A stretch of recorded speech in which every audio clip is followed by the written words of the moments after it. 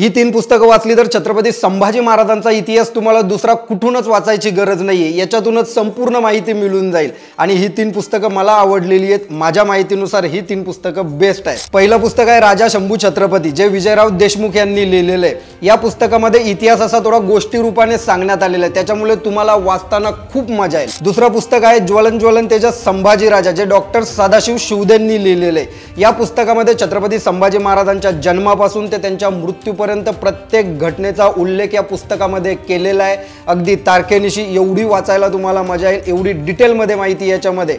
आणि तिसरं पुस्तक आहे माझं फेवरेट, सर्वात आवडतं पुस्तक, म्हणजे डॉक्टर कमल गोखलेंनी लिहिलेलं शिवपुत्र संभाजी महाराज। याच पुस्तकाच्या आधारावरती या महिलेला छत्रपती संभाजी महाराजांच्यावर केलेल्या अभ्यासामुळे PhD प्रदान करण्यात आलेली होती। या पुस्तकामध्ये दिलेली माहिती जर तुम्ही वाचली तर तुम्हाला कोणतंच पुस्तक दुसरं वाचायची गरज नाही। मग आज छत्रपती संभाजी महाराजांची पुण्यतिथी असताना तुम्ही करताय ना सुरुवात इतिहास वाचायला?